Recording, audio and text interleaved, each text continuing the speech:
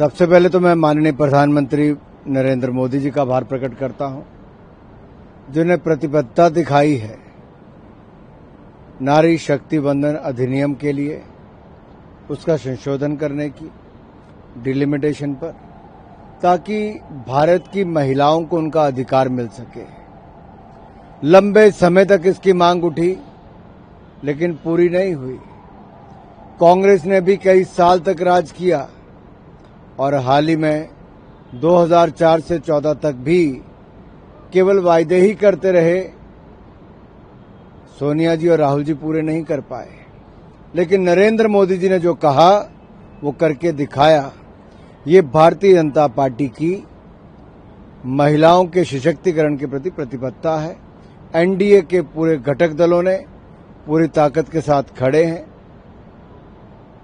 पिछली बार आम सहमति से पास हुआ, लेकिन इस बार कांग्रेस और अन्य विपक्षी दल इस पर राजनीति कर रहे हैं। वो एक बार फिर महिलाओं को उनके अधिकार से रोकने का प्रयास कर रहे हैं। बहाना एक नहीं तो कोई दूसरा ढूंढ रहे हैं। सच्चाई ये है, वो महिला सशक्तिकरण के पक्ष में कांग्रेस और अन्य दल दिखते नहीं। लेकिन कुछ भी हो जाए, महिलाओं को उनका हक मिलना ही चाहिए। मोदी जी ने जब से प्रधानमंत्री बने, महिलाओं को न्याय दिलाया। जहां एक और बेटी बचाओ बेटी पढ़ाओ योजनाओं की शुरुआत की, मुफ्त में रसोई गैस सिलेंडर लगभग 4 करोड़ से ज्यादा बहनों को दिए, 4 करोड़ पक्के मकान दिए, 12 करोड़ से ज्यादा रसोई गैस के सिलेंडर दिए। वहीं पर हर घर को नल देकर और शौचालय देकर महिलाओं के लिए एक बहुत बड़ा सुविधा दी है। अब मुफ्त अनाज और मुफ्त इलाज भी दिया है। लेकिन इससे सत्ता में भागीदारी नहीं मिलती थी।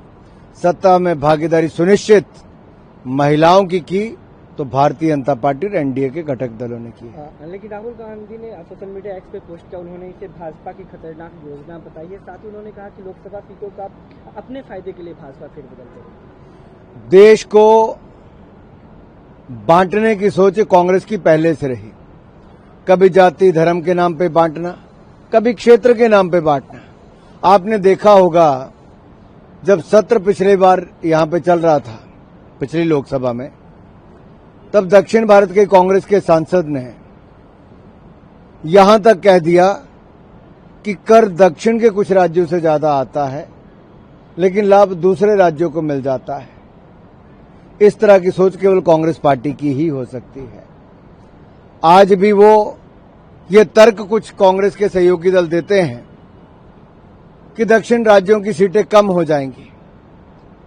हम बड़ी जिम्मेदारी के साथ कहना चाहते हैं, किसी के अधिकार, किसी की सीटों को कम नहीं किया जा रहा, बल्कि सबके साथ न्याय ही किया जा रहा है। मैं छोटे से राज्य हिमाचल से आता हूं। हमारी 4 से सीटें बढ़ के 6 हो जाएंगी, हम खुश हैं। हमारी भी आबादी नहीं बढ़ी, लेकिन हमने सीमाओं पर रक्षा करने के लिए हिमाचल के नौजवानों ने सेना में रहकर सबसे ज्यादा शहादत देने वाले राज्यों में से एक है। यहां पे तर्क वितर्क देने की बात नहीं, यहां सोच की बात है। सोच है नारी सशक्तिकरण की।